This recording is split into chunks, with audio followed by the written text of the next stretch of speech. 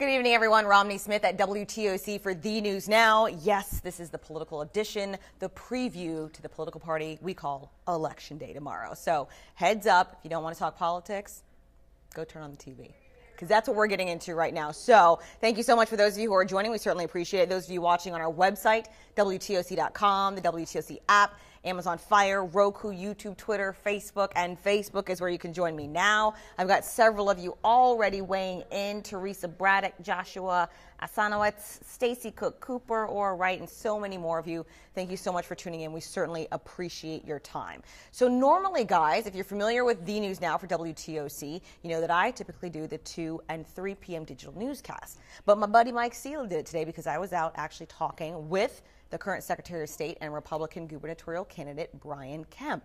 The biggest thing going on with him right now is that his office launched an investigation into the Democrats and claimed that they tried to hack Georgia voter registration system. That's a big allegation. So big, in fact, that the GBI, FBI, and Homeland Security were called in. And here is a little bit of our interaction that happened earlier today.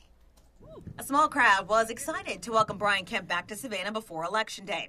I asked him directly about his claims that Democrats are behind the alleged hack to access voter information. What proof do you guys have that it was not just a alleged hack, but the Democrats specifically that did this? Well, I'm not going to get into the specifics of the investigation, but I can tell you I would not be calling Homeland Security, the FBI, and the GBI unless we had information that we needed them to look at in regard to this matter. WTOC asked again to try to get more specific answers for you. Why should voters believe that it's a Democratic hack if the day before Election Day they have not seen any evidence from your office yet? Well, that's what the investigation's about. Like I said, I would not open the investigation unless we had information that pointed to that. Kemp says he expects answers soon. They are looking at the information that we have. My office has been meeting with them all morning, and they will have further information later in the day when they get wrapped up with all of that.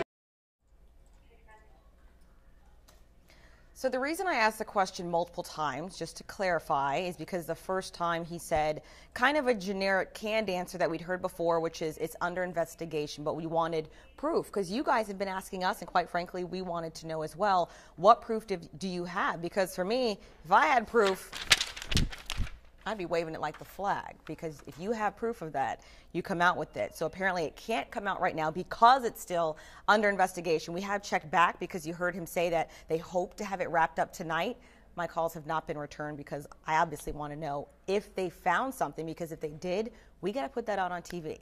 But if they didn't, we also need to share that information. So we're still waiting for calls back. If anything happens, we will let you know both on air and online at WTOC.com. Some of you might be wondering the Democratic Party's response to that. They say, quote, the allegation is 100% false and a, quote, abuse of power by the Secretary of State. And, of course, his competitor, Stacey Abrams, weighing in. She doesn't deny that the online registry has some security flaws, but she says that Kemp actually found out about this on Friday and did nothing to secure the system, according to her. She says when he, quote, got caught, he made up the hack, blamed the Democrats, and today called the effort a witch hunt. Listen to what she had to say. The whole notion of a witch hunt was that you're looking for something that isn't real, but you can't prove that it's not real because it never existed. There was never a hack. There was never a problem on the side of the Democratic Party. What was wrong was that he failed to do his job.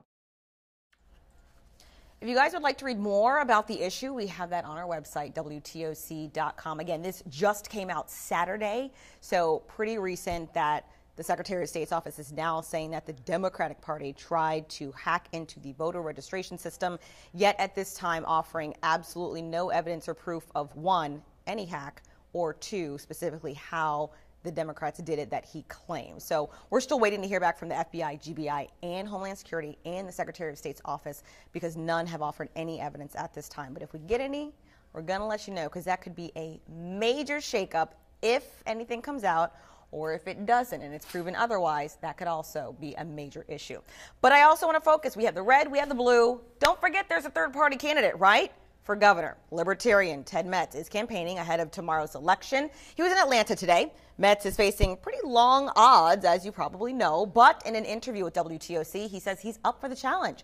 Political experts say his campaign is likely to force a runoff If no one gets more than 50% of the vote, there will be a runoff election on December 4th. I know, we're all tired of these political ads, but it's a strong possibility that that could actually happen. All right, I want to switch over, of course, because that's Georgia, and we have you covered tomorrow. Don't worry. A lot of people's schedules are changing. WTOC wants to make sure you have every update. As soon as those polls close and the numbers start rolling in, we have you covered. But I can't not talk about South Carolina because the Low Country has a lot going on as well. In fact, one of the races that you will be voting on in Beaufort County is a race for the U.S. House seat currently held by Republican Mark Sanford. Now, keep in mind, Sanford was defeated in the primary by Republican Katie Arrington. She faces Democrat Joe Cunningham in the election. Both have been on the campaign trail to make their last-minute pitches to sway voters. Remember what this election is about. This election is about you. This election is about making sure the tax cuts are permanent. This election is about making our communities and our nation safer. This election is about getting infrastructure dollars back to this state because we need it for flooding, for bridges, for roads. That's what this election is about. We have a choice, on the ballot. A chance to, bring people together and start working together on the issues that are facing people at their own kitchen table that they talk about at home, like the traffic, the infrastructure, banning offshore drilling. I mean, what impacts us here in the Low Country? And those are the issues that I'm run on. Arrington is a one-term state lawmaker from Somerville, and Cunningham is a Charleston attorney making his very first run for office. Of course, we'll be watching the gubernatorial race as well. Huge race. Again, we got you covered. In fact, WTOC is your station for all things election tomorrow. Wall-to-wall coverage, literally, starting tomorrow morning on The News at daybreak. We'll have live team coverage. The WTOC news team spread out across the area. We're in the Low Country. We're in the Coastal Empire. We're in Athens and Atlanta. We will be streaming the results on air and online. That includes social media, Facebook, Twitter, and our website, WTOC.com. I see a lot of you guys have comments in the section. I will leave that to you guys to read them back and forth because we don't endorse any particular candidate here. We just tell you the numbers and who is winning. All right. I see some comments. Some of you guys don't like it that I asked questions. That's my job. So keep that in mind. And of course, one person doesn't report on both parties because you can't be in two places at once. So for those of you asking why I didn't ask Abrams a question, I can't be in two places at once. Amanda covered that today. That's why we have team coverage, to make sure that both parties get covered and that they are asked similar questions about the same topic. Just because you disagree doesn't mean we're biased or racist, because I see your comments. It means I'm doing my job. If you don't like it, you always have a selection of TV stations you can watch. But that's what we're here to do, tell both sides, not one. We ask both teams, both campaigns, the same issue, and we give you the answer. And then you can do what you want with it. In fact, that's what we urge. We urge everyone who is registered to vote, who has not voted early or sent in your absentee vote, to do it tomorrow. Polls are open 7 a.m. to 7 p.m.